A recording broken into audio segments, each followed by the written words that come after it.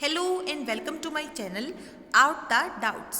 सो guys, आज की इस वीडियो में हम क्लास 8 की जियोग्राफी की माइलस्टोन की बुक का चैप्टर नंबर 1 रिसोर्सेज का part 1 line by line explanation करेंगे। चैप्टर को अच्छे से समझने के लिए वीडियो को एंड तक देखें। So guys, let us find out से हम चैप्टर को शुरू करते हैं। Geography has helped in the evolution of humans as the evolution is driven by the environment that helped in settling down humans and they are continuing to evolve and make huge changes with the help of gifts of nature and the technology invented by them। अब देखिए, जो geography है वो हमारी help करती है किस में?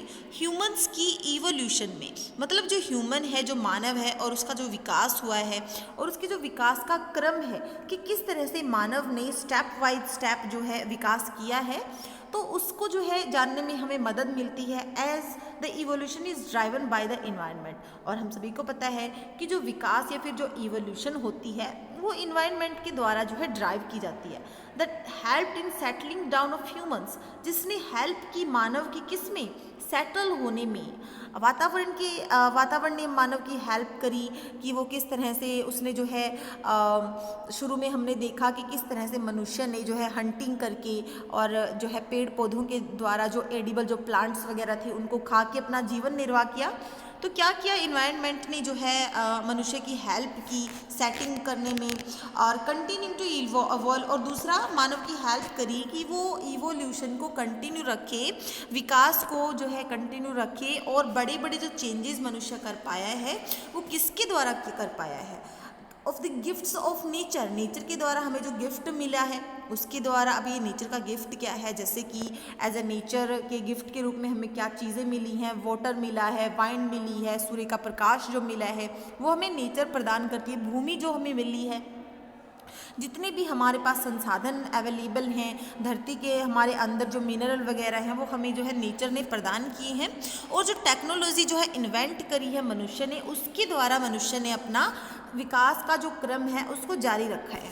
इन this chapter we will study about these useful things known as resources that can be natural and man made. अब देखिए, इस चैप्टर के अंदर हम स्टडी करेंगे, अध्ययन करेंगे उन यूजफुल थिंग्स का जो कि रिसोर्सेज के रूप में जानी जाती हैं, और दूसरा और जो नेचुरल हैं और जो मैन मेड भी हैं, मतलब नेचुरल रूप से हमारे पास अवेलेबल हैं वो आदमी के द्वारा बनाई गई भी है। उनमें से resources that come directly from nature are known as natural resources. ऐसे रिसोर्सेज जो डायरेक्टली हमें नेचर से प्राप्त होते हैं तो उसको हम नेचुरल रिसोर्स बोलते हैं।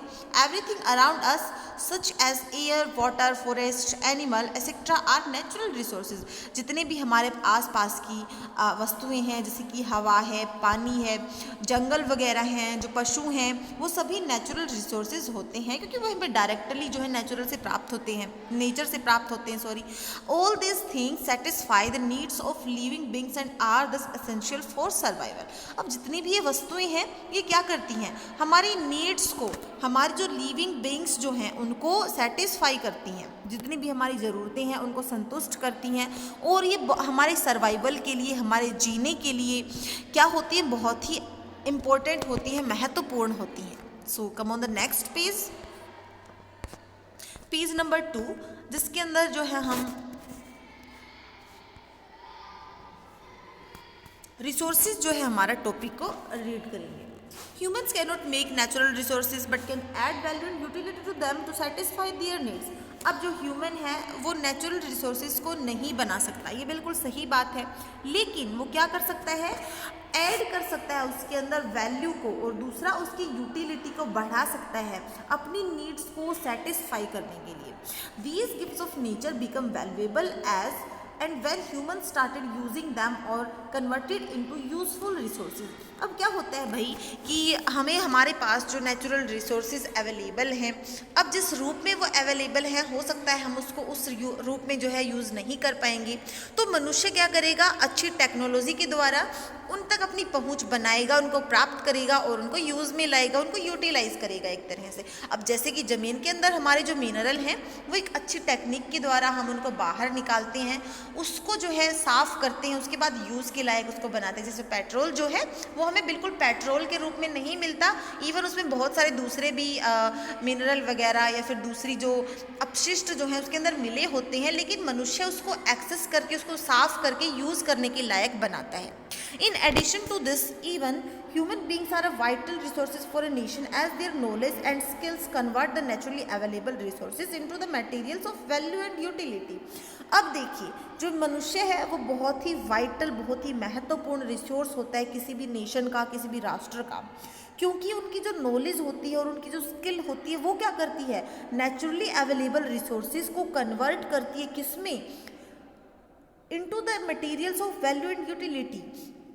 अब वो क्या करती है, जैसा कि मैंने एग्जांपल बताया पेट्रोल का, तो इसी तरह से वो क्या करती है, अवेलेबल जो हमारे पास रिसोर्सेज हैं उनको कन्वर्ट कर देती है यूटिलिटी और वैल्यू में।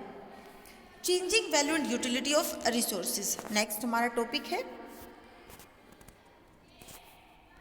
Utility of a resource depends upon the regional needs of the people.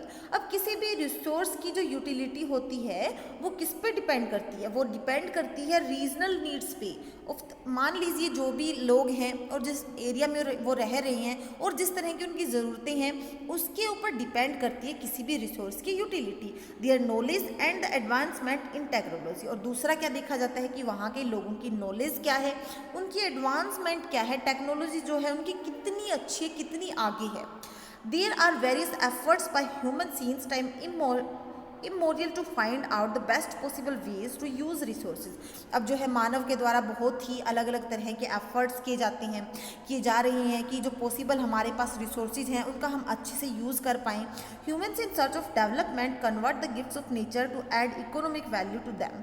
अब जो मानव है वो क्या करता है कि डेवलपमेंट की सर्च में वो गिफ्ट्स ऑफ नेचर जो हैं, जो रिसोर्सेज हमारे पास है उनके अंदर इकोनॉमिक वैल्यू को ऐड कर देता है। The value of resources changes with time and technology. अब जो रिसोर्सेज हैं और उनकी जो वैल्यू है वो समय के साथ जो है और टेक्नोलॉजी के अकॉर्डिंग जो है चेंज होती रहती है। Since ancient times, the fossil fuels have been used by the early humans when they discovered that burning coal gives heat। अब देखिए पुराने समय में क्या होता था, जो आदि मानव था वो क्या करता था, जो फॉसिल फ्यूल्स होता है, ठीक है, उसको यूज़ करता था। वो किसके लिए, क्योंकि उसने डिस्कवर कर लिया था किस चीज़ को, कि जो कोल है ना वो उसको गर्मी प्रदान करता है, या फिर जो कोल है वो गर्म होता है और उसके भोजन वगैरह को वो पका सकता है। तो उसको पता चला फॉसिल फ्यूल के बारे में। Discovery of crude oil and petroleum further add to the value of these natural gifts. लेकिन बाद में जो है किसकी डिस्कवरी होती है, पेट्रोलियम की डिस्कवरी होती है और क्रूड ऑयल की यहाँ पर डिस्कवरी होती है। तो क्या हुआ कि वैल्यू जो है इसके अंदर वैल्यू ऐड हो गई इन नेचुरल जो गिफ्ट्स थे उनके अंदर। अब शुरू में जो मानव है उसको आग जलाने का पता लगा, उसके बाद उसको कोयले का पता लगा कि जो कोयला है वो उसको हीट देता है। उसके बाद फर्दर क्या हुआ कि मनुष्य को पेट्रोलियम का पता चल गया, क्रूड ऑयल का पता चल गया, उसने उसको यूज़ करना सीख लिया। Travel and transport are the key features of this fast developing world. अब जो ट्रैवल और जो ट्रांसपोर्ट है वो सबसे जो है की फीचर होते हैं किसके लिए, फास्ट डेवलपिंग वर्ल्ड के लिए। फॉसिल फ्यूल लाइक पेट्रोलियम और refined crude oil are in great demand for all types. अब देखिए जो फॉसिल फ्यूल होते हैं जैसे कि पेट्रोलियम है, क्रूड ऑयल है, वो बड़े ग्रेट डिमांड पे हैं फ़िलहाल। अगर देखा जाए तो पेट्रोलियम की कितनी ज़्यादा मांग है हमारे देश के अंदर, पूरे विश्व के अंदर। ऑफ मॉडर्न व्हीकल्स, जितने भी हमारे मॉडर्न व्हीकल हैं उनके अंदर किस चीज़ का हम यूज़ करते हैं, पेट्रोलियम का यूज़ करते हैं। पेट्रोल से हमारी गाड़ियाँ चलती हैं। Even today fossil fuel are primary source of vehicle electricity and heating. और अभी जो है फॉसिल जो फ्यूल होते हैं वो सबसे पहला हमारा सोर्स होते हैं किसके लिए, व्हीकल के लिए, इलेक्ट्रिसिटी के लिए, हीटिंग के लिए। अब देखिए हमें कोयले से हम इलेक्ट्रिसिटी का निर्माण करते हैं, इलेक्ट्रिसिटी पैदा करते हैं। हीटिंग जो है हमें प्राइमरी रिसोर्सेज से मिलती है। तो हम जो हमारे व्हीकल वगैरह हैं उनके यूज़ के लिए हम फॉसिल फ्यूल का यूज़ करते हैं। Time plays an important role in deciding the creatability and use of resources. अब जो टाइम है वो सबसे महत्वपूर्ण रोल अदा करता है किसमें, किसी भी किसी भी रिसोर्स की को डिसाइड करने में, उसकी क्रेडिबिलिटी को हम का पता लगाने में। For example, earlier the reverse of India were used for obtaining water for domestic use, agricultural use and transport purpose only. अब शुरू की अगर बात करें, बिल्कुल शुरू की, तो अर्लियर टाइम में क्या होता था, जो रिवर्स थी उनका यूज़ किसके लिए किया जाता था, सिर्फ डोमेस्टिक यूज़ के लिए, मतलब घरेलू यूज़ के लिए। जैसे कि एग्रीकल्चर में हमने पानी लगा लिया, सिंचाई कर ली, उससे दूसरा हमने ट्रांसपोर्ट के हमारे पर्पस के लिए हम इसका यूज़ करते थे कि हमने जो है नदियों का यूज़ किया। लेकिन after the construction of dams, लेकिन जब हमने डैम बनाने शुरू किए, जब बांध बनाना हमने शुरू किया इन रिवर्स के ऊपर, multipurpose projects like controlling floods, providing water for irrigation, generating electricity, promoting tourism, etc. have been started that not only provide convenience to people but also generate a lot of income. अब देखिए, लेकिन जब हमने dams बनाने शुरू किए इन reverse के ऊपर, तो ये मल्टी पर्पस प्रोजेक्ट के रूप में हमारे सामने उभर कर सामने आई। कैसे? जैसे कि हमने जब डैम बनाया, तो डैम बनाने के पीछे हमारे बहुत सारे उद्देश्य थे। हमने सिर्फ उसको जो है डोमेस्टिक यूज़ के लिए नहीं बनाया, उसको हमने बनाया किसके लिए, कंट्रोल करने के लिए। किसको? फ्लड को कंट्रोल करने के लिए, सिंचाई के लिए, पानी अवेलेबल कराने के लिए, दूसरा इलेक्ट्रिसिटी जनरेट करने के लिए। आप देखेंगे कि जिन रिवर्स के ऊपर डैम बने हुए हैं वहाँ पे जो है बिजली को जनरेट किया जाता है, टूरिज्म को प्रमोट करने के लिए। Have been started that not only provides convenience to people. अब ये सिर्फ लोगों को जो है कन्विंस नहीं करते, पर क्या करते हैं, बहुत सारी इनकम भी इनसे पैदा होती है, बहुत सारे उद्देश्यों के लिए हमारे लिए लाभकारी हैं।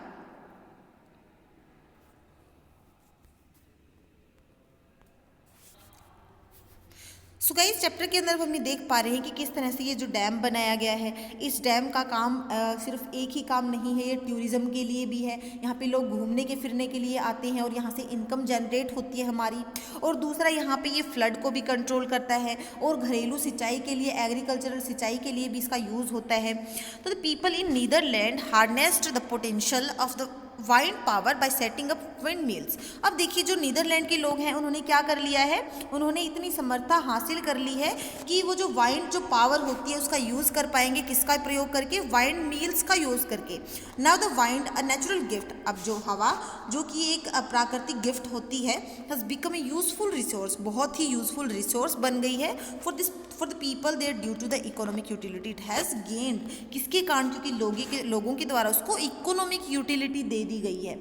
अब हवा का यूज़ जो है हम कर पाएंगे बहुत सारे कामों के लिए। जब किसी भी नेचुरल गिफ्ट को एक इकोनॉमिक वैल्यू मिल जाती है, एक इकोनॉमिक यूटिलिटी मिल जाती है, तो उसकी वैल्यू पहले से और भी ज़्यादा बढ़ जाती है। सो गाइज, आज की इस वीडियो में इतना ही। चैप्टर का नेक्स्ट पार्ट मैं आपके लिए जल्दी ही लेके आऊँगी। अगर आपको वीडियो पसंद आया है तो वीडियो को लाइक करें, शेयर करें और चैनल को सब्सक्राइब करें। Thank you, have a nice day.